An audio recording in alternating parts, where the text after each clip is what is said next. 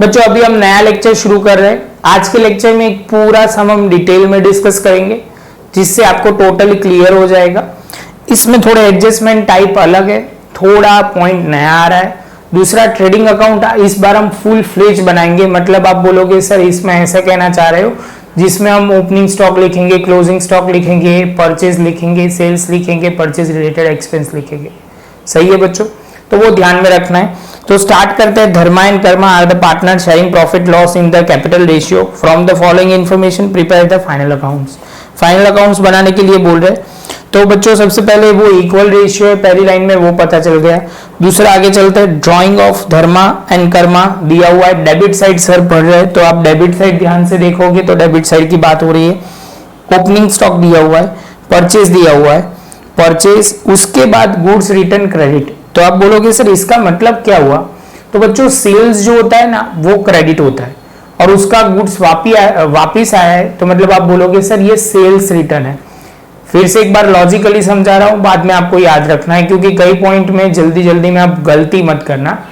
Sales जो करते हैं ना वो गुड्स को हम क्रेडिट बोलते हैं क्योंकि सेल्स ऑलवेज क्रेडिट होता है।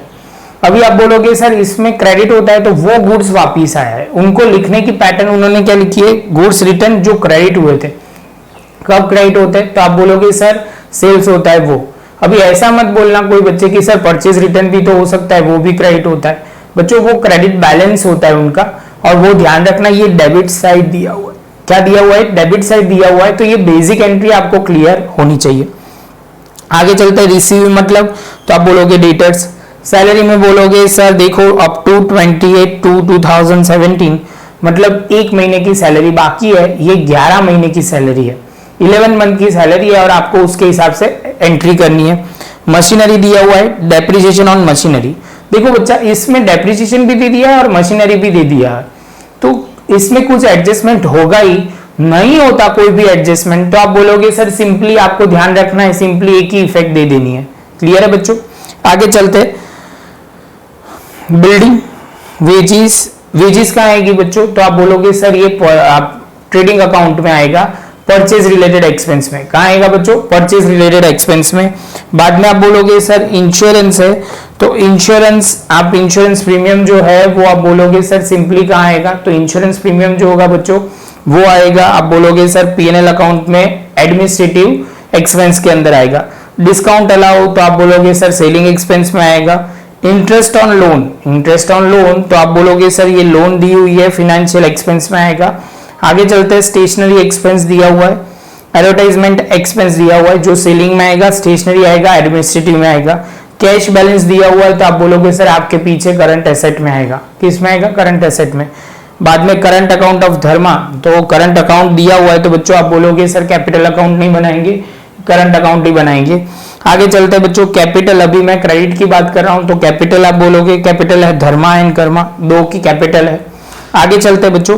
सेल्स दिया हुआ है, सेल्स है, गुड्स रिटर्न डेबिट तो उसको हम बोलेंगे गुड्स रिटर्न डेबिट बच्चों। तो इसका मतलब है जो परचेज हुआ था, परचेज ऑलवेज डेबिट होता है, उसको हमने वापिस आया है, वापिस आया तो आप बोलोगे सर ये परचेज रिटर्न होगा।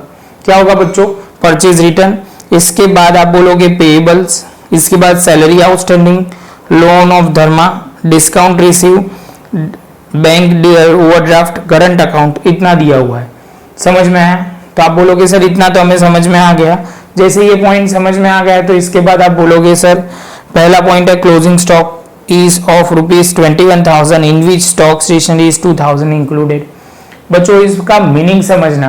टोटल स्टॉक है 21,000, उसमें से जो क्लोजिंग स्टॉक है मतलब इन्वेंट्री है वो 19,000 और 2,000 है वो स्टेशनरी स्टॉक है। लैंग्वेज प्रॉपर तरीके से समझना, कहना क्या चाह रहे हैं तो आप बोलोगे सर सिंपली क्लोजिंग स्टॉक जो वर्ड होता है वो क्लोजिंग स्टॉक है, वो आप बोलोगे सर इन्वेंट्री का है 19,000 एंड स्टेशनरी स्टॉक का है 2,000। क्लियर? आगे चलते हैं। On machinery depreciation rate is to be increase by 10%। बच्चों ये एडजस्टमेंट काम का तो कैसे करेंगे वो बात थोड़ा डिस्कस करते हैं। हमें मशीनरी भी दिया हुआ है और डेप्रिसिएशन भी दिया हुआ है, तो आप प्लस करोगे, दोनों को प्लस करके परसेंटेज कैलकुलेट करोगे तो आपका जो नया डेप्रिसिएशन आया वो लिखना है। क्लियर है बच्चों? जो नया डेप्रिसिएशन आया है वो लिखना है क्योंकि वो बोल रहे हैं कि जो डेप्रिसिएशन है वो 10% से रखना है, तो वो ध्यान में रखना है। अभी बच्चों ये पूरा नया रेक्टिफिकेशन एरर वाली एंट्री आ गई। Credit sales of ₹1000 is recorded in the purchase book by mistake. अभी क्या हुआ, गलती से उन्होंने परचेज बुक में लिख दिया है। तो आप बोलोगे सर सेल्स क्या है, क्रेडिट सेल्स है। तो आप बोलोगे सर परचेज रिटर्न बुक है, तो आप बोलोगे सर क्रेडिटर में से माइनस करो एंड परचेज में से माइनस करोगे। क्लियर है। उसके बाद आप बोलोगे सर यहाँ तो परचेज रिटर्न भी है, तो परचेज रिटर्न में प्लस कर दो और बाद में परचेज में से माइनस कर देना। क्लियर। अभी आप बोलोगे सर ये तो आपने गलत एंट्री रेक्टिफाई की, तो सही एंट्री क्या होगी, तो आप बोलोगे सर सेल्स में प्लस होगा और डेटर्स में प्लस होगा, क्योंकि क्रेडिट सेल्स की बात हो रही है। ये सारे एडजस्टमेंट में मैंने डिटेल में डिस्कशन किया हुआ है।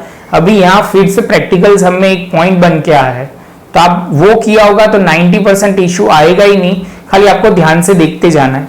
इसके बाद बच्चों आप बोलोगे 1/4 share of advertisement expense is to be carry forward for the next year. इसको हम प्रीपेड एक्सपेंस भी बोल सकते हैं। चलो बच्चों, तो इसके साथ आप बोलोगे सर अब कोई एडजस्टमेंट बचा नहीं है, तो स्टार्ट करते हैं। तो सबसे पहला जो पॉइंट है बच्चों वो आप बोलोगे सर सबसे पहले आप लिखवा देते हर बार balance brought down current account का।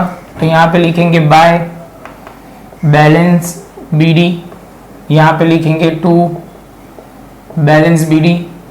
तो आप बोलोगे सर यहाँ पे लिखना है डेट, तो 1/4/2000, क्योंकि ओपनिंग बैलेंस ऑलवेज 1/4 पे ही होता है।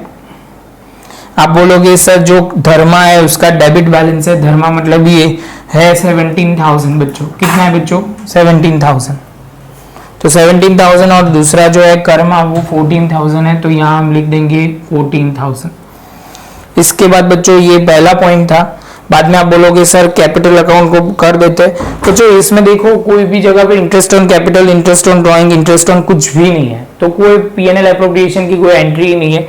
तो ऐसे भी सम होते हैं, क्योंकि उन्होंने क्या है ये मार्क में फिक्स रहता है बच्चों, वो ध्यान में रखना है। ऐसे बड़े बड़े सम आएंगे लेकिन आपके मार्क का वेटेज कितना है उसके हिसाब से सम आएंगे, क्योंकि वो सारी एंट्री पूछेंगे तो कहीं ना कहीं दूसरी एंट्री कट होगी। अभी उन्होंने ये नहीं पूछी, इसलिए ट्रेडिंग अकाउंट अच्छी तरह आएगा। मुझे वो बात बताना बच्चों भूल गया मैं कि यहाँ पे डिस्कस करना था, ये ट्रेडिंग अकाउंट है, ये पीएनएल अकाउंट है, ये पीएनएल एप्रोप्रिएशन है, ये पार्टनर्स कैपिटल। सीक्वेंस के हिसाब से ये फर्स्ट आता है, ये सेकंड आता है, ये थर्ड आता है, ये फोर्थ आता है, और ये भाई साहब जो बैलेंस शीट खड़े हुए वो फिफ्थ आता है। तो ये पॉइंट में ध्यान में रखना। ये आपका पहला सम नहीं है बच्चों कि आपको ये नहीं समझ में आएगा कि सर ने आगे पीछे किया है, ये ऑलरेडी एक सम में भी आगे आ गया है ऐसा, तो आप ध्यान से समझ के करना, उसमें कोई ज्यादा प्रॉब्लम नहीं आनी चाहिए। क्लियर है बच्चों। अभी आप बोलोगे सर ये तो क्लियर है, हमें बैलेंस हो गए, तो इसके बाद आप बोलोगे सर कैपिटल भी लिख दो। कैपिटल सीधा लिखा जाएगा, यहाँ पे नाम है डी के का जो है वो बोलोगे 140, 120,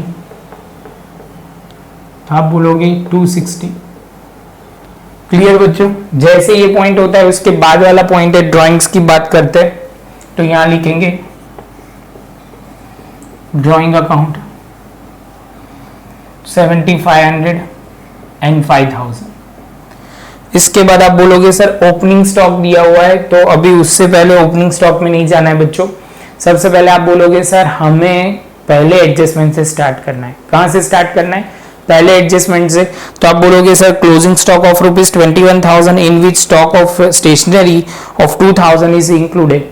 तो आप बोलोगे सर इसमें 21,000 का दिया हुआ है। क्या दिया हुआ है बच्चों, 21,000 का दिया हुआ है। तो आप बोलोगे सर 21,000 है, उसमें से 2,000 किसका है, तो आप बोलोगे सर स्टेशनरी। तो 19,000 ओरिजिनल उसकी इन्वेंट्री की कॉस्ट है।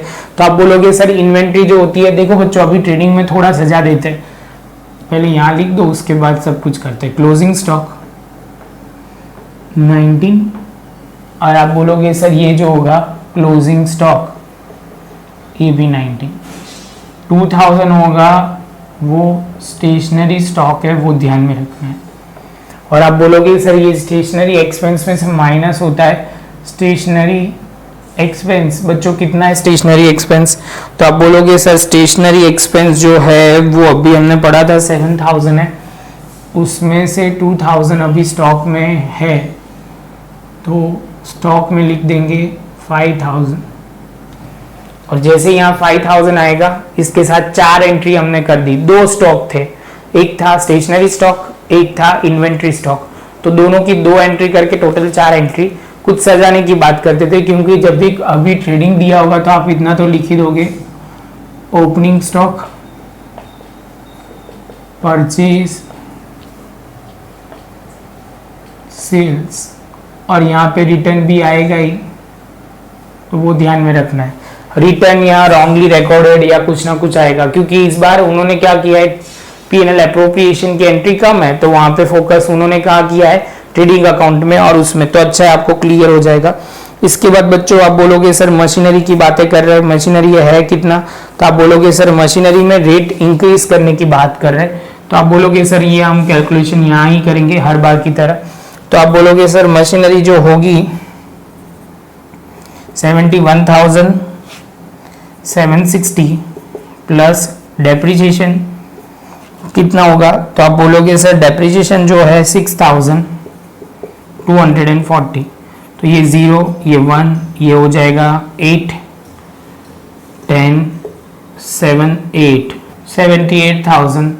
तो अभी ये पॉइंट आपको यहाँ लिखना है, मैं सीधा डेप्रिसिएशन से स्टार्ट करूंगा। तो आप बोलोगे सर मशीनरी जो है वो 78,000 है माइनस डेप्रिसिएशन, तो आप बोलोगे सर कितना परसेंटेज है, तो आप बोलोगे सर जो परसेंटेज है वो 10% है, तो 10% है तो उसका कैलकुलेशन हम कर देंगे 7800 माइनस करोगे बच्चा 70,200 होगा, कितना होगा 70,200, और डेप्रिसिएशन जो होता है वो अदर एक्सपेंस में आता है, तो आप लिखोगे टू डेप्रिसिएशन ऑन मशीनरी 7800 था। सिंपल पॉइंट, खाली एक पॉइंट ध्यान में रखना है, उन्होंने वर्ड लिखा था कि डेप्रिसिएशन सम में दिया था, आप बोलोगे सर सम में ट्रायल बैलेंस में दिया था कैलकुलेशन करके, लेकिन उन्होंने नीचे परसेंटेज दिए थे, तो आप बोलोगे सर वो दोनों को प्लस किया और बाद में परसेंटेज कैलकुलेशन किया।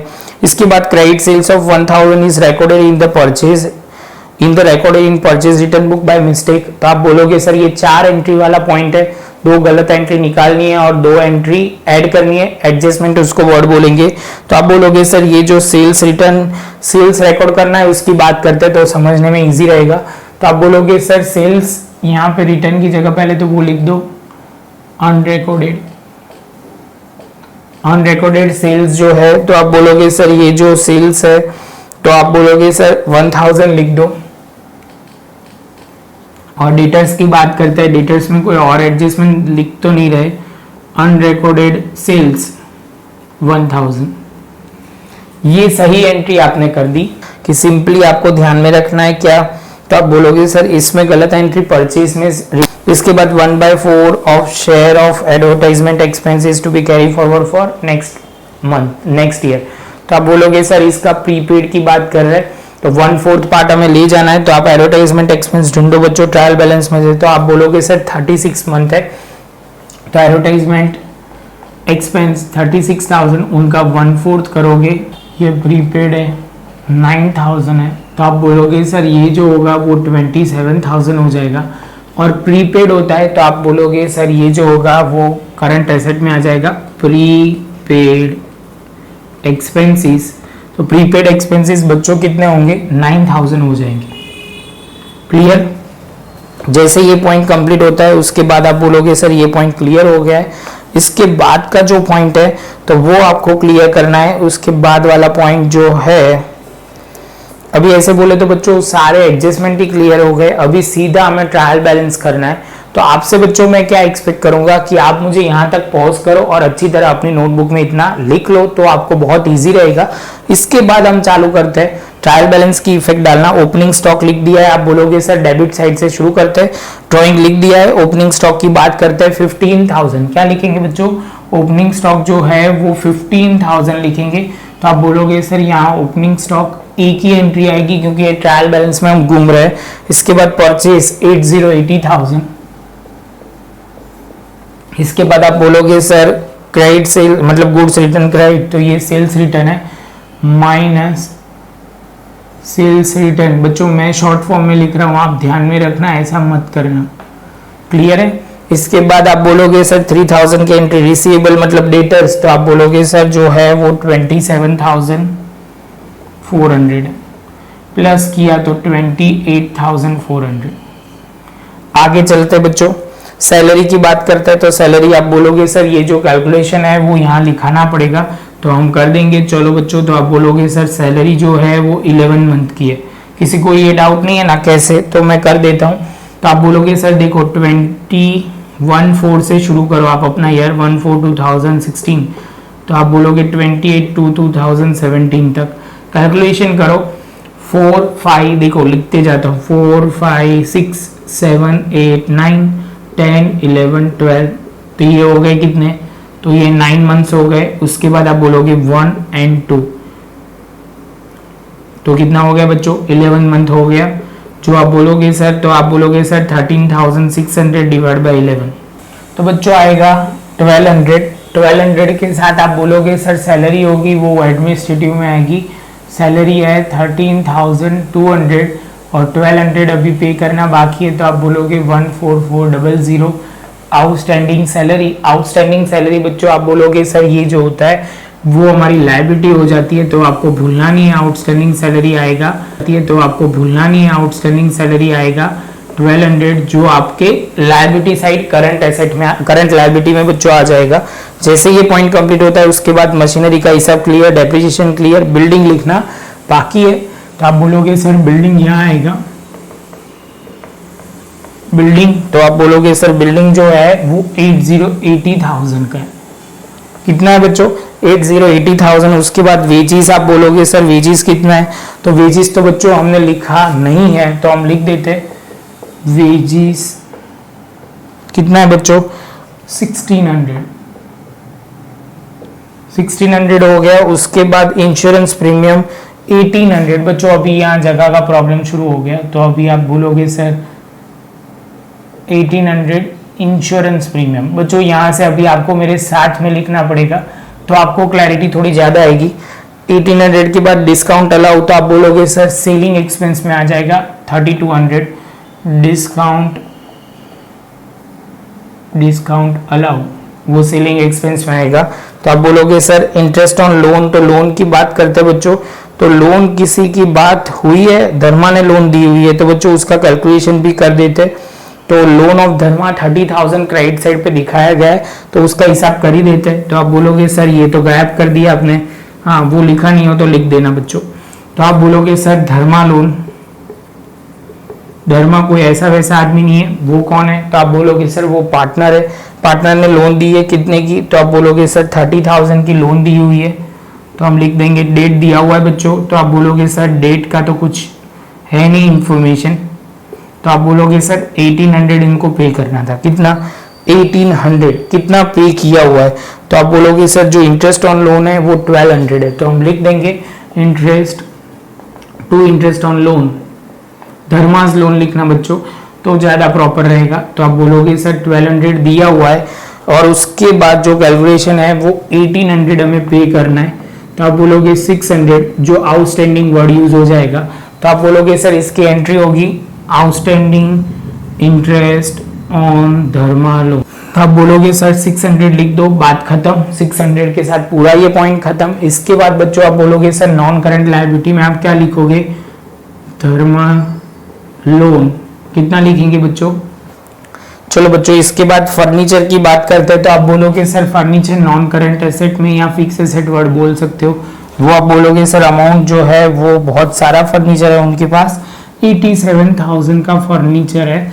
इसके बाद आप फर्नीचर के बाद स्टेशनरी एक्सपेंस हो गया, एडवर्टाइजमेंट एक्सपेंस हो गया, कैश बैलेंस लिखना बाकी है, तो आप बोलोगे सर यहाँ पे कैश बैलेंस हो जाएगा। कितना बैलेंस है, वो 51,200 इनके पास कैश है। चलो बच्चों तो आगे चलते हैं, तो आप बोलोगे सर ये हो गया। सेल्स की बात करते हैं, तो सेल्स में अभी हम बच्चों क्रेडिट बैलेंस की बात कर रहे हैं। सेल्स है 1,20,000, कितना बच्चों, 1,20,000 सेल्स में लिखा जाएगा। इसके बाद आप बोलोगे सर ट्रेडिंग अकाउंट में आपने ये इफेक्ट डाल दी, ये 2,000 है, तो बच्चों ये ध्यान में रखना है, टोटल ये परचेज रिटर्न हो जाएगा 3,000, इसमें से माइनस करोगे तो 77,000 हो जाएगा। 80,000 में से 3,000 माइनस करोगे तो ये हो जाएगा। इसके बाद बच्चों हमें क्या करना है, तो आप बोलोगे सर ये क्लियर हो गया। जैसे 77,000 हुआ उसके बाद आप बोलोगे सर पेएबल की बात करते हैं, तो पेएबल की बात करते हैं तो उसमें 79,000 पेएबल है। 79,000 पेबल मतलब क्रेडिटर, वो ऑलरेडी एंट्री हो गई है यहाँ पे। तो उसके बाद आगे चलते हैं, पेबल के बाद आउटस्टैंडिंग सैलरी। तो बच्चों अभी ये बहुत अच्छा पॉइंट है, आउटस्टैंडिंग सैलरी हमें ध्यान में रखना है। बच्चों कई बुक में ये वेजेस दिया हुआ है, तो हमें ध्यान में रखना है, वेजेस के हिसाब से एंट्री करनी पड़ेगी, क्योंकि कई जगह पे इसका वेजेस दिया हुआ है। मैं वही चेक कर रहा था कि मेरी बुक में आउटस्टैंडिंग वेजेस है, लेकिन दूसरी बुक मेरे पास न्यू एडिशन मैंने चेक किया तो उसमें वेजेस लिखा है, तो आप ध्यान में रखना, वेजेस होगा सीधा चला जाएगा यहाँ पे आउटस्टैंडिंग वेजेस। आप बोलोगे सर क्या फर्क पड़ता था, यहीं लिखना है ना। बच्चों ऐसा नहीं है, आउटस्टैंडिंग सैलरी ऑलरेडी एक बार आ गई है तो दूसरी बार क्यों आ रही है वो देखने की बात है। लोन ऑफ धर्मा की हिसाब क्लियर, डिस्काउंट रिसीव हमारी इनकम है, तो आप बोलोगे sir bye discount receive. Discount receive जो होता है वो 6600 होता है। उसके बाद आप बैंक ओवरड्राफ्ट की बात करते हो तो वो लायबिलिटी आएगा BOD, तो बैंक ओवरड्राफ्ट 2800। इसके बाद आप करंट अकाउंट जो कर्मा है उसकी बात हो गई। इसके साथ सारे पॉइंट हो गए बच्चों, तो अभी टोटल करना शुरू करते हैं। बच्चों इसके साथ ये पॉइंट खत्म हुआ तो हम टोटल ट्रेडिंग अकाउंट से करेंगे। आपको मैं बोलूंगा पॉज करके लिखना है तो लिख लीजिए, जिससे क्या पूरा क्लियर हो जाए। तो बच्चों अभी हम स्टार्ट करते हैं। सबसे पहले बच्चों ये 2000 था, वो रॉन्गली रिकॉर्डेड था। ये रॉन्गली रिकॉर्डेड प्लस होता है, मैंने गलती से आपको ऐसा बोल दिया कि दोनों में माइनस ही होगा, ये प्लस होगा तो इनडायरेक्टली होगा 79,000।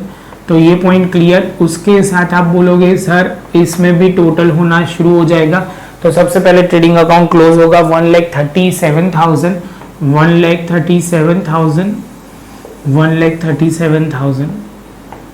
तो 1,37,000 आप बोलोगे सर इसमें क्या होगा, तो हो जाएगा, आप माइनस करोगे तो 14,400 ये होगा ग्रॉस प्रॉफिट। क्या होगा बच्चों, ग्रॉस प्रॉफिट। जो ग्रॉस प्रॉफिट सीधा जाएगा यहाँ पे, क्योंकि ये क्रेडिट है तो आप बोलोगे सर ये क्रेडिट बैलेंस है, इसका मतलब डेबिट साइड पे डिफरेंस है, तो आप लिखोगे क्रेडिट साइड पे बाय नेट, यहाँ पे लिखोगे gross profit from trading account.